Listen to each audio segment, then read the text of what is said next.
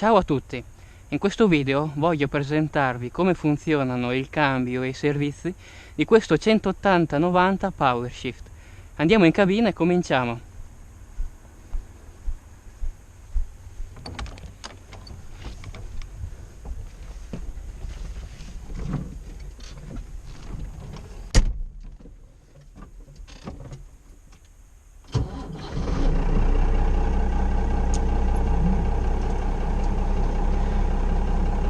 Bene, eccoci qui. Questo modello ha un cambio PowerShift con inversore, quindi troveremo tre leve. Sotto il volante a sinistra troveremo questa leva che servirà per selezionare le gamme. Adesso è in folle. Se premo la leva e la sposto verso sinistra, innesterò la prima gamma. Se la riporto in folle, quindi lei si rialzerà per l'effetto di una molla, se la ruoto verso sinistra innesterò la seconda gamma, se la ruoto verso destra innesterò la terza gamma, se la rimetto in folle, la premo e la ruoto verso destra innesterò la quarta gamma e la più veloce. Sulla destra invece c'è la leva delle marce che, essendo un modello PowerShift, sono selezionabili dalla 1 alla 4 senza l'uso della frizione, ossia io posso passare adesso sempre in prima, io posso passare dalla prima alla seconda, alla terza fino alla quarta, tutto senza l'uso della frizione. Si può sempre tornare indietro, oppure tramite il pedale della frizione, premendolo, la leva tornerà automaticamente in prima. Per decidere se muoversi avanti o indietro, sulla sinistra è presente questa leva che è l'inversore. Se io lo sposto in avanti, innesterò l'avanzamento, mentre invece portandola indietro il trattore andrà in retromarcia.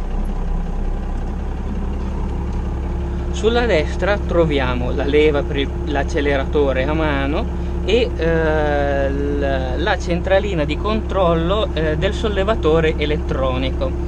Dunque ci sono vari potenziometri. Questo potenziometro comanda la posizione, mentre invece questo comanda lo sforzo controllato. Questo potenziometro più in alto controlla la sensibilità dello sforzo, se vorremmo uno sforzo più reattivo o meno reattivo. Con questo potenziometro si regola l'altezza massima del sollevatore. Con questo invece si regola la velocità con il quale il sollevatore si abbasserà e si alzerà. Poi questo pulsante permette di abilitare i comandi esterni, mentre invece questo abilita i comandi interni, e con questo pulsante si bloccherà la posizione del sollevatore. Con questo si avrà l'alzata dei bracci, mentre invece con questo si avrà l'abbassamento dei bracci del sollevatore. Qui poi troviamo tre leve che comandano 4 distributori idraulici, perché questa leva è munita di pulsante e se io muovo la leva senza premere il pulsante comanderò un distributore meccanicamente, mentre invece se premo il pulsante e muovo la leva avrò la possibilità di agire su un quarto distributore. Questa leva innesta la presa di forza semplicemente portandola indietro, mentre invece sulla sinistra troviamo la radio, come abbiamo già detto l'inversore e il freno a mano. Sotto le leve del cambio poi troviamo le luci di posizione, le luci di lavoro, l'interruttore che permette di scegliere se vogliamo vedere il livello del serbatoio principale o del serbatoio secondario, l'avviamento a freddo o thermostat e l'innesto della doppia trazione premendo il pulsante. Mentre invece sulla pedana troviamo il pulsante o bottone che ci permette di bloccare tutti i differenziali. Poi qui a destra Sotto il volante troviamo il pulsante che permette di attivare le 4 frecce, la chiave di accensione, il manettino che permette di spegnere il trattore, mentre invece qui a sinistra l'interruttore che permette di selezionare la freccia destra o sinistra, il clacson e gli abbaglianti. Bene, andiamo in strada e vediamo il funzionamento del cambio in movimento. Eccoci in strada, adesso innesto la quarta gamma, la più veloce, e partiamo. Prima, seconda,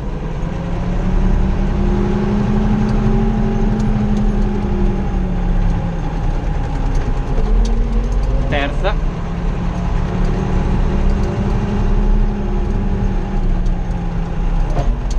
quarta.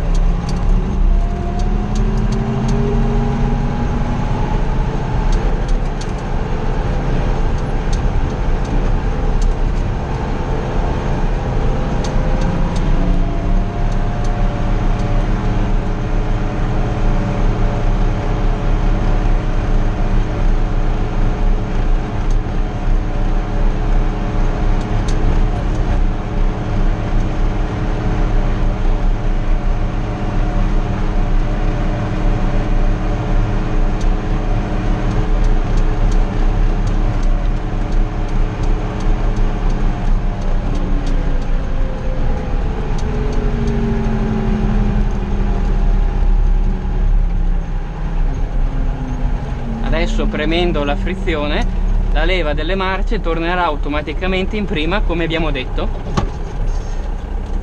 Ecco fatto. Adesso metto in terza gamma e vado in retromarcia.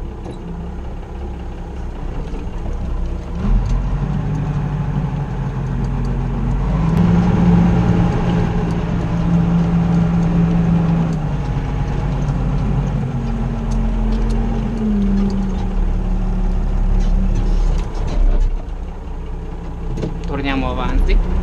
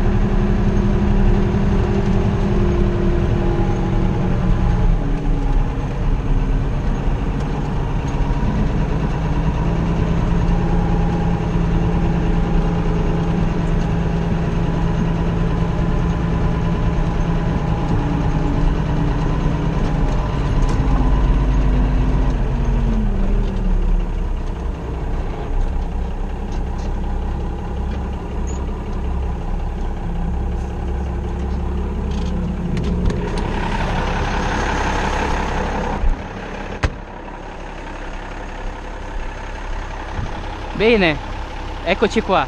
Se il video vi è piaciuto e vorrete vederne altri, iscrivetevi perché presto ce ne saranno di nuovi.